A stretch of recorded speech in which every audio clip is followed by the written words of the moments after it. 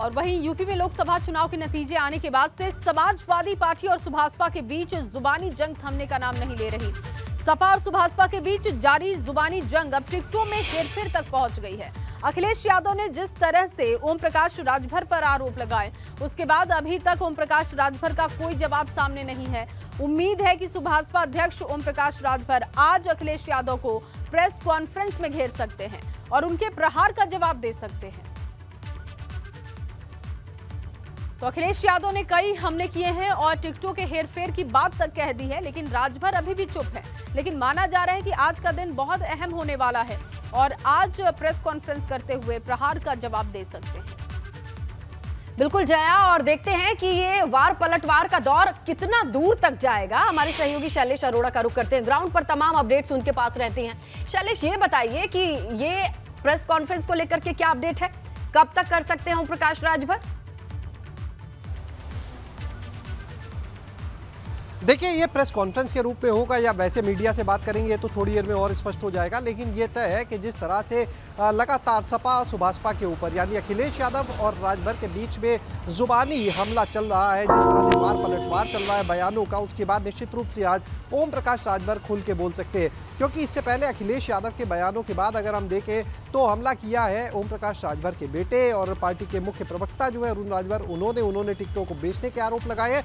लेकिन ओम प्रकाश राजभर की तरफ से अभी बयान नहीं आया है। लेकिन आज ओम प्रकाश राजभर भी मोर्चा खोल सकते हैं और जो जुबानी जंग शुरू हुई सपा सुभाषपा के बीच में, अखिलेश ओम प्रकाश राजभर के बीच में, वो अब किस हद तक जा चुकी है एक दूसरे की पोल खोलने तक, वो देखा जा सकता है, समझा जा सकता है। जिस तरह के आरोप गंभीर लगाए जा रहे हैं, टिकटों को बेचने जैसा गंभीर आरोप, बड़ा आरोप लगाया गया है, तो देखना ये होगा कि किस तरह से अब ओम प्रकाश राजभर जो है आगे अपनी बात रखते हैं सपा अध्यक्ष अखिलेश यादव के खिलाफ। और निश्चित रूप से जो ये जंग थी, ये लगातार कितनी ज्यादा बढ़ती जा रही है, इसका अंदाजा लगाया जा सकता है। देखिए, जंग जो थी वो शुरू तो हो गई थी इस गठबंधन के खत्म होने के पहले ही। विधानसभा चुनाव के तुरंत बाद ये जंग शुरू हो गई थी, लोकसभा चुनाव के बाद ये बढ़ती चली गई।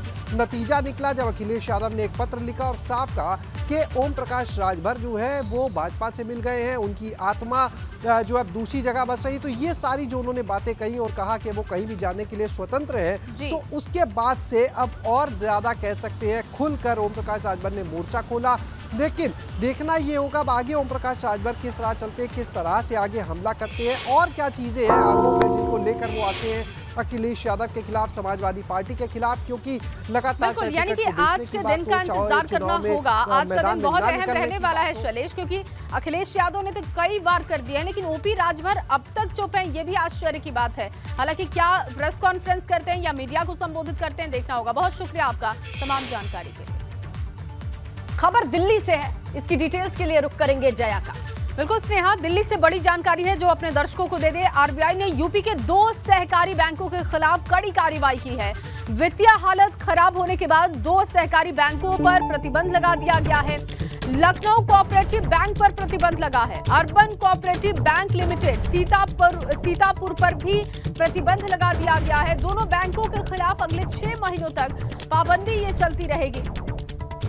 तो ये 2 बैंक जिन पर प्रतिबंध लगाया गया है, आपको बता दें कि लखनऊ कोऑपरेटिव बैंक जिस पर प्रतिबंध लगा है, इसके अलावा urban cooperative bank limited Sitapur पर भी प्रतिबंध लगा दिया गया है।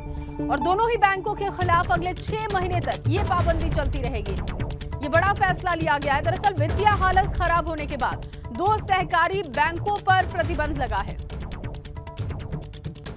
और सीतापुर के अर्बन कोऑपरेटिव बैंक से 50,000 रुपए तक निकासी संभव है। और दोनों सहकारी बैंक रिजर्व बैंक की अनुमति के बगैर लोन नहीं दे सकते हैं। यह भी फैसला लिया गया है। दोनों सहकारी बैंक कोई निवेश नहीं कर सकते। आर्थिक स्थिति, वित्तीय हालत इनकी ठीक नहीं है, जिसके बाद ये फैसला हुआ है। आरबीआई ने यूपी के 2 सहकारी बैंकों के खिलाफ ये कड़ी कार्रवाई की है। अगले आदेश तक सीमित पैसे ग्राहकों को देने के भी आदेश हैं। और इसी खबर पर ज्यादा जानकारी के साथ अविनाश जुड़ चुके हैं। अविनाश, 2 कोऑपरेटिव बैंक, जो एक लखनऊ का है, एक सीतापुर का है, जिस पर प्रतिबंध लगाया गया है, निकासी के लिए भी कुछ लिमिटेशंस बना दी गई हैं। विस्तार से जानकारी दीजिएगा, इन दोनों ही बैंकों के लिए क्या क्या नियम तय किए गए हैं अभी?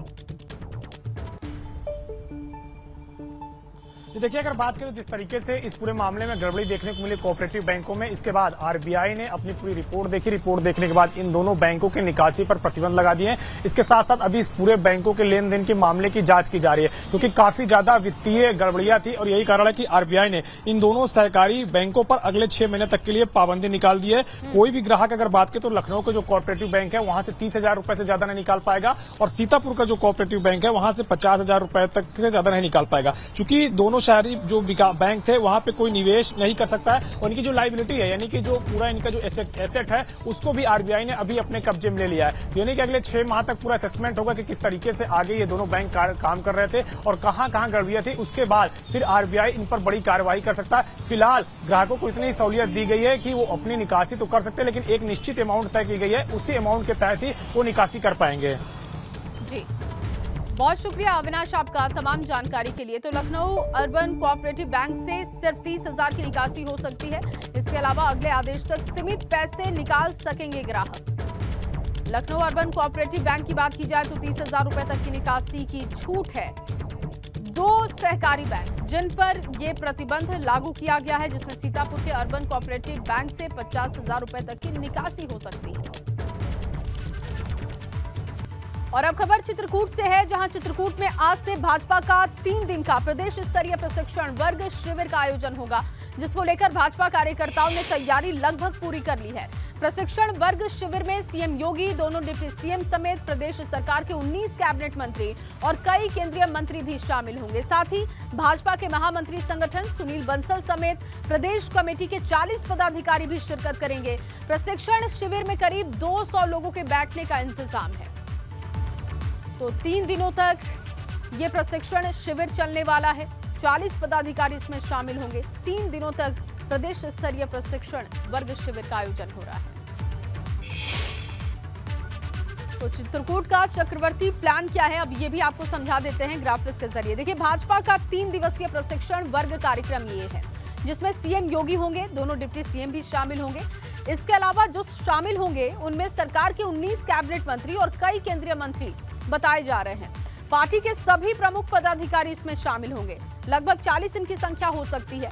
इसके अलावा 2024 के लिए रणनीति पर चर्चा होगी। जो बड़ा मुद्दा रहेगा वो 2024 का चुनाव रहेगा।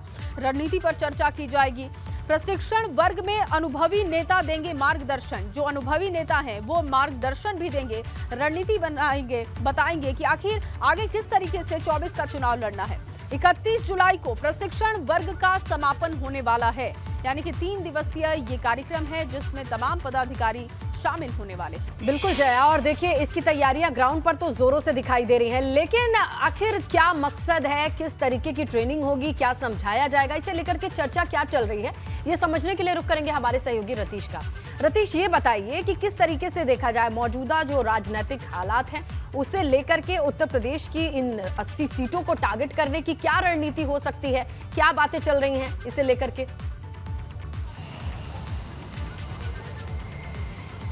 देखिए, भारतीय जनता पार्टी के बारे में एक बात कही जाती है कि भारतीय जनता पार्टी साल के 365 दिन 24 घंटे चुनावी मोड़ पर रहती है और भारतीय जनता पार्टी उसी मोड़ पर है। और अगर देखा जाए विपक्ष को, तो विपक्ष में ऐसी फूट पड़ी हुई है कि आरोप प्रत्यारोप का दौर चल रहा है। जहां आरोप प्रत्यारोप का दौर चल रहा है और भारतीय जनता पार्टी अपनी ताकत को और ज्यादा बढ़ाने की तरफ अग्रसर है। धर्मनगरी चित्रकूट में 3 दिवसीय प्रशिक्षण वर्ग शुरू हो रहा है। मुख्यमंत्री से लेकर तमाम बड़े नेता भारतीय जनता पार्टी के जो केंद्रीय मंत्री हो वो यहाँ पर शिरकत करेंगे। प्रशिक्षण वर्ग का जो मकसद है उसको समझना बेहद जरूरी है। 2014 में प्रदेश कार्य समिति चित्रकूट में ही की गई थी और काफ़ी लकी साबित हुआ था। उसके बाद से केंद्र में काबिज है मोदी सरकार और प्रदेश में भी 2017 में उसके बाद से योगी सरकार बन के आई है। ये अनुभवी जो नेता हैं ये अपने अनुभव ही साझा करते हैं। सांसारिक मुद्दों पर चर्चा होगी, लेकिन सामने 2024 का एजेंडा है। 2024 के एजेंडे को लेकर के क्या किया गया, क्या नहीं किया गया और क्या करना जरूरी है, बेहद जरूरी है, इन सभी मुद्दों पर विस्तार से चर्चा होगी। बीजेपी नेता मुरलीधर राव होंगे, वी सतीश होंगे जो अपना उद्बोधन देंगे। मुख्यमंत्री यहाँ आएंगे। आज दोनों उप मुख्यमंत्री ब्रजेश पाठक और केशव प्रसाद मौर्य वहाँ पर पहुँच रहे हैं। 200 लोग जो राष्ट्रीय पदाधिकारी हैं, जो प्रदेश के पदाधिकारी हैं, जो विभाग के मोर्चा के अध्यक्ष हैं, जो प्रकोष्ठों के संयोजक हैं, इन सभी को बुलाया गया है। जिला प्रभारियों को बुलाया गया है और इन सबको एजेंडा दिया जाएगा। सबका एक एक एजेंडा होगा कि कैसे भारतीय जनता पार्टी जो 75 सीटों का लक्ष्य रखा गया है उसको कैसे पाएगी और कैसे जीतेगी, क्या मुद्दे होंगे, चुनाव प्रबंधन क्या होगा, सांस्कृतिक राष्ट्रवाद को किस तरीके से 2024 के चुनाव में ले जाना है, कैसे मीडिया मैनेजमेंट होगा, कैसे सोशल मीडिया मैनेजमेंट होगा, चुनाव का प्रबंधन किस तरह से किया जाएगा, सब कुछ सारी बारीकियों को समझाया जाएगा। बिल्कुल रतीश, देखिए क्योंकि यहाँ जो ये समझ में आ रहा है 200 लोगों की सीटिंग कैपेसिटी है, हर जिले से जितने संबंधित अधिकारी पदाधिकारी हैं उनको बुलाया गया है और यही है जो संदेश को ले जा करके एक पन्ना प्रमुख तक पहुंचाएंगे और वो पन्ना प्रमुख हर एक बूथ से हर एक परिवार तक जिस तरीके से कनेक्ट करता है वहां तक इस संदेश को लेकर के जाएगा। कुछ इस तरीके की डिजाइन नजर आती है। देखते हैं कि और क्या कुछ अपडेट्स आते हैं इस पूरे शिविर को लेकर के, आप नजर बनाए रखिएगा। और चलिए लखनऊ से खबर जिसका जिक्र विधान परिषद में 2 सीटों पर बीजेपी 5 नाम भेजेगी, ये खबर आ रही है। 5 नामों का पैनल होगा जो केंद्रीय नेतृत्व के पास भेजने का फैसला लिया गया है। क्षेत्रीय अध्यक्ष प्रदेश पदाधिकारियों को मौका दे सकती है बीजेपी, ये खबर आ रही है। शनिवार तक उम्मीदवारों का ऐलान हो सकता है, घोषणा हो सकती है, ये भी खबर आ रही है। पार्टी के गोरखपुर के क्षेत्रीय अध्यक्ष हैं धर्मेंद्र सिंह सेंधवार, काशी के क्षेत्रीय अध्यक्ष हैं महेश चंद्र श्रीवास्तव, कानपुर के क्षेत्रीय अध्यक्ष मानवेंद्र सिंह, ब्रज क्षेत्र के हैं रजनीकांत माहेश्वरी और प्रदेश महामंत्री अमरपाल मौर्य, प्रदेश उपाध्यक्ष संतोष सिंह समेत 4 अन्य नामों पर चर्चा हुई है। आपको बताएं कोर कमेटी की बैठक हुई जहां पर कुल 12 नामों में से अब यह खबर आ रही है कि 5 नामों पर सहमति बना करके इस पैनल को केंद्र की तरफ भेजा जाएगा और इन्हीं 5 नामों में से कोई 2 नाम पर मुहर लग सकती है। इसमें भी ये बताया जा रहा है कि जो क्षेत्रीय अध्यक्ष हैं उनमें से किन्हीं 2 नामों पर मुहर लग सकती है। इसके अलावा भी कुछ और नाम हैं और कुल मिलाकर के 5 फाइनल नामों का पैनल केंद्र में भेजा जाएगा। और वहीं यूपी में मानसून की बारिश के रफ्तार पकड़ते ही नदियों का जलस्तर लगातार बढ़ते जा रहा है। कई नदियां खतरों के निशान के करीब तक पहुंच चुकी हैं। वाराणसी, कानपुर, प्रयागराज में गंगा का जलस्तर तेजी से बढ़ा है। वाराणसी में बढ़ते हालात को देखते हुए नावों का संचालन बंद कर दिया गया है। नदी किनारे रहने वाले लोगों को भी अलर्ट जारी किया गया है कि वो सतर्क रहें। देखिए किस तरीके से वहां पर हालात अभी बने हुए हैं और खतरे के निशान तक नदियां पहुंच चुकी हैं, इसीलिए नावों के संचालन को बंद किया गया है और जो नदी के किनारे लोग रहते हैं उन्हें अलर्ट पर रखा गया है। उनसे अपील की गई है कि वो अपनी सुरक्षा पर ज्यादा ध्यान। बिल्कुल जया, ये तस्वीरें भी दिखा दी हमने दर्शकों को, लेकिन मौजूदा स्थिति क्या है इसकी सटीक जानकारी मिलेगी। ग्राउंड का रुख करने का समय आ गया है। नीतीश हमारे सहयोगी दिखाई दे रहे हैं। नीतीश, अगर मैं गलत नहीं हूं तो सबसे पहले आप तस्वीरों को दिखाएं, विशेष से बोलिए, जरा दिखाएं कि अगर आप नाव पे मौजूद हैं क्या स्थिति है। नाव पे तो खैर मना है, क्या सूचना दी जा रही है? जी स्नेहलता, नाव पूरी तरह से प्रतिबंधित है, लेकिन मैं जल पुलिस की नाव पर मौजूद हूं यहाँ पर और जल पुलिस लगातार कॉम्बिंग कर रही है और जो लोग हैं, जो किनारे पर लोग आ रहे हैं, स्नान करने आ रहे हैं, वो जो सावधानी है उसको बरतें, उनको अपनाएं और हर तरह से खुद को बचाते हुए नजर आए। जो जल पुलिस के जवान हैं इनसे बातचीत करते हैं। कितनी सावधानी बरत रहे हैं आप लोग? नावें तो पूर्ण रूप से प्रतिबंधित कर दी गई हैं, कोई भी नाव चल नहीं रही है। गंगा जी का जल स्तर बढ़ता जा रहा है, लिहाजा घाट पे जो भी स्नानार्थी इक्का दुक्का दिखाई दे रहे हैं उनको हम लोग सतर्कता से नजर रखे हुए हैं। लता, ये हरिश्चंद्र घाट की तस्वीर है और कभी घाट के नीचे सौदा होता था। अब देखिए ये पूरी तरह से जलमग्न हो चुका है और घाट के ऊपर पानी बढ़ चुका है। कुछ सीढ़ियां अब थोड़ी बहुत ऊपर की सीढ़ियां बची है, लेकिन जब सौदा यहाँ पर सीढ़ियों के ऊपर किया जाएगा तो परेशानियां आमतौर पर देखने को मिलेंगी, क्योंकि पीछे ठीक गली है। तो अब परेशानियां कितनी?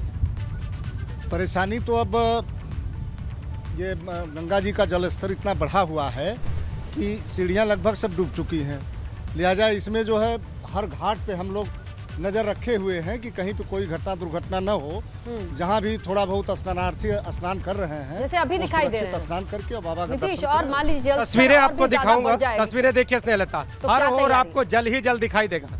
आप देखिए चारों ओर आपको जल ही जल दिखाई देगा, जल ही जल दिखाई देगा। और तैयारियों की बात करें, प्रशासनिक इंतजामों की बात करें तो जब ये जल बढ़ाव शुरू हुआ है तभी से जल पुलिस को अलर्ट कर दिया गया है, एनडीआरएफ की टीमों को अलर्ट कर दिया गया है और जल पुलिस को कह दिया गया है कि आप गंगा में जिस तरह से 12 महीने उतरे रहते हैं, अब थोड़ी कॉम्बिंग और भी बढ़ा दीजिए। दिन भर में 1 दर्जन बार इन लोगों को कहा गया है कि आप गंगा के बीच जाएंगे, लोगों को जागरूक करेंगे, उनको बताएंगे कि आप गहरे पानी की ओर न जाएं। इसके साथ ही जो बाढ़ राहत शिविर है उनको पूरी तरह से अलर्ट कर दिया गया है, कह दिया गया है कि आप अपनी तैयारी पूरी रखें। इसके साथ मेडिकल कैंप, जो मेडिकल के जो लोग हैं, जो स्वास्थ्य विभाग के लोग हैं, उनको मेडिकल कैंप लगाने के लिए भी अलर्ट कर दिया गया है। और आप जो सामने आपके ये जो तस्वीरें हैं स्नेहलता, आप देखिए ये सभी घाट की सीढ़ियां हैं जहां पर नौका खड़ी है। ये घाट का ऊपरी क्षेत्र है और इसके बाद अब जो गंगा का जलस्तर है वो ऊपर की ओर लगातार बढ़ता हुआ नजर आ रहा है। देखिए एकदम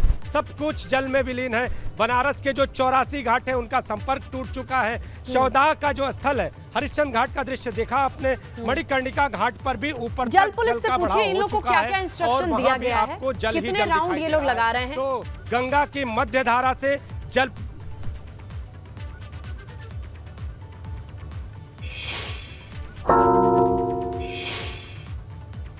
तो हमारे सहयोगी देखिए लगातार तस्वीरें दिखा रहे हैं। इन तस्वीरों से अंदाजा लगाया जा सकता है। साफ तौर पे आप देखिए, अगर काशी के इन घाटों पर सीढ़ियां आपको नहीं दिखाई दे रही हैं, अमूमन ऐसा होता नहीं है, लेकिन अभी जल स्तर बढ़ना शुरू हुआ है। नीतीश ये बताइए, अभी तो जल स्तर बढ़ना शुरू हुआ है, कितना और बढ़ सकता है, क्या अनुमान लगाया जा रहा है, और अगर और बढ़ता है तो उसके लिए क्या व्यवस्थाएं रहेंगी?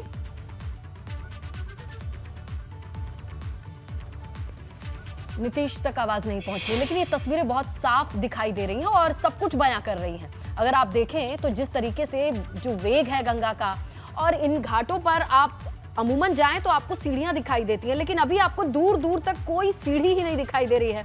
घाटों को छूते हुए ये पानी बहता हुआ दिखाई दे रहा है। लोग जो किनारे पर आपको चलते हुए दिखाई दे रहे हैं, उसके नीचे लगातार सीढ़ियां होती थी, लेकिन अभी कोई सीढ़ी नहीं दिखाई दे रही है। नाव जो है वो किनारे बंधी हुई है। देखिए एक एक करके हर एक घाट के साथ हमारे सहयोगी नीतीश जल पुलिस की नाव पर मौजूद हैं। नीतीश, आप तक आवाज पहुंच रही हो तो एकदम तस्वीरों में साफ देखा जा सकता है कि सब चीजें डूबी दिखाई दे रही हैं। अगर और जल स्तर बढ़ जाता है, क्या व्यवस्थाएं हैं, क्या तैयारी है? स्नेहलता, अगर व्यवस्थाओं की बात करें, पहले तस्वीरें दिखा दूं। आप देखिए शीतला घाट के किनारे के ये जो मड़ी और इसके साथ जो मंदिर है वो पूरी तरह से जलमग्न। यहाँ पर देखिए यहाँ पे गंगा आरती होती थी। इसके साथ दशाश्वमेध घाट की तस्वीरें भी हम विशेष दिखाइए। हर तरफ आपको यहाँ पर जल ही जल दिखाई देगा। ये सब आरती का स्थल था और वो गंगा सेवा निधि का ऑफिस है, वो भी पूरी तरह से जलमग्न। किनारे की जो तस्वीरें हैं वो आपको दिखाई दे रही होंगी। पूरी तरह से काशी जल प्रलय सा दृश्य आपको दिखा रहे हैं हम लोग। देखिए ये हर तरफ आपको जल ही जल दिखाई देगा। अब जो सवाल आपका है कि अगर जल का बढ़ाव और होता है तो इंतजाम क्या? इंतजामों पर यहाँ पर जिलाधिकारी ने बैठक की है और बैठक के बाद अलर्ट जारी कर दिया है। कहा है कि अगर जल का बढ़ाव आगे भी होता है तो जो बाढ़ राहत शिविर हैं उनको अपनी तैयारी रखनी है। जो गंगा ही नहीं बल्कि यहाँ पर सहायक नदी वरुणा भी है और वरुणा के किनारे का क्षेत्र जो होता है वो ज्यादा प्रभावित होता है। तो गंगा के किनारे के जो गांव हैं और वरुणा के किनारे के जो क्षेत्र हैं उन सभी क्षेत्रों में बाढ़ राहत शिविर बनाए जाएं। इसके साथ ही मेडिकल की टीमों को तैनात किया जाए।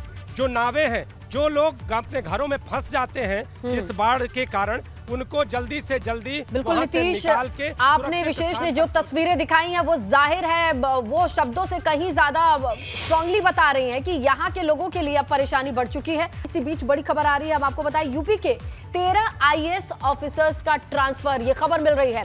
कौशल राज शर्मा को कमिश्नर प्रयागराज बनाया गया है और UPSRTC के MD RP सिंह चित्रकूट के कमिश्नर बनाए गए हैं। देखिए ये बड़े पैमाने पर बदलाव की खबर आपके सामने रख रहे हैं। S राजालिंगम को वाराणसी का DM बनाया गया है। प्रयागराज के कमिश्नर संजय गोयल को झांसी के कमिश्नर की जिम्मेदारी मिली है और कुल मिलाकर के ये बड़े प्रशासनिक फेरबदल की खबर आप तक पहुंचाएं। बड़े पैमाने पर बदलाव किए गए हैं। देखिए कहां कौन कौन से बदलाव हैं, ये डिटेल्स भी हम आपके सामने रख रहे हैं और इसके पीछे की वजह जानने के लिए रुक करते हैं। हमारे सहयोगी शैलेश इस वक्त फोन लाइन पर मौजूद हैं। शैलेश, ये बड़े बदलाव किए गए हैं, 13 IAS ऑफिसर्स बदले गए हैं, क्या वजह बताई जा रही है, क्या है डिटेल? देखिए इसमें कई ऐसे अधिकारी भी हैं जिनका प्रमोशन हो चुका था और उसके बाद से वो इंतजार कर रहे थे अपनी नई तैनाती का। जैसे बात करें वाराणसी के DM कौशल राज शर्मा की अगर, तो उनका भी देखिए प्रमोशन हो चुका था पहले ही। जिस समय लखनऊ के DM का हुआ था, लखनऊ के DM अभिषेक प्रकाश को तो सचिव पद पर तैनाती मिल गई थी, लेकिन कौशल राज शर्मा इंतजार कर रहे थे। अब उनको देखिए प्रयागराज मंडल का कमिश्नर बनाया गया है। इसी तरह से अगर बात करते हैं तो जो UPSRTC यानी उत्तर प्रदेश का जो परिवहन निगम है उसके जो MD थे राजेंद्र प्रताप सिंह, उनको चित्रकूट का कमिश्नर बनाया गया है। संजय कुमार जो सचिव थे वित्त विभाग में, उनको इसमें परिवहन विभाग में MD की जिम्मेदारी सौंपी गई है। इसी तरह से प्रयागराज के जो कमिश्नर थे संजय गोयल, उनको अब झांसी का कमिश्नर बनाया गया है। S राजलिंगम जो कुशीनगर के DM थे, उन्हें बिल्कुल शैलेश, तो ये बड़े पैमाने पर बदलाव है और इसकी वजह ये बताई जा रही है प्रमोशन के बाद पोस्टिंग का इंतजार था इन तमाम ऑफिसर्स को। शुक्रिया शैलेश तमाम जानकारी के लिए। देखिए कानपुर से खबर है जहां शहर के करीब 40 धन्ना सेठों पर इनकम टैक्स विभाग की नजर है। बेनामी विंग ने कानपुर रीजन के 100 लोगों को नोटिस भेजा है। सूत्रों से ये जानकारी मिल रही है। बेनामी संपत्तियों पर जल्द हो सकता है आयकर विभाग की नजर पड़ने के बाद कार्यवाही भी हो सकती है और इस पर ज्यादा जानकारी सहयोगी रतीश के पास है। रतीश, क्या जानकारी मिल रही है? कौन 100 लोगों की ये जो सूची है, इन्हें नोटिस भेजा गया, ये जानकारी? बिल्कुल, देखिए इनकम टैक्स विभाग की हमेशा से नजर ऐसे व्यक्तियों पर रहती है, ऐसे कारोबारियों और ऐसे लोगों पर रहती है जो अपने इनकम को छिपा करके और टैक्स की चोरी करते हैं। ऐसे लिस्ट बनाई गई है और 100 लोगों को हमारे जो सूत्र बता रहे हैं उनको नोटिस भी भेजा गया है। चूंकि कारोबारी शहर है, औद्योगिक नगरी है कानपुर, इसलिए यहाँ पर बड़े बड़े कारोबारी रहते हैं और बोगस फर्में बना करके किसी भी तरीके से टैक्स की चोरी करने में उनका इन्वॉल्वमेंट निकल करके सामने आता है। इनकम टैक्स की रेड होती है तब बड़ा मामला निकल करके आता है। ऐसे में बेनामी संपत्तियों पर आयकर विभाग की नजर है और वो कारोबारी और वो बिल्डर और वो लोग। बिल्कुल, और ये नोटिस एक चेतावनी है कि वक्त रहते टैक्स को चुका दिया जाए वरना रेड और तमाम खबरें सामने आती हैं। फिलहाल आप नजर बना करके रखिएगा रतीश, शुक्रिया।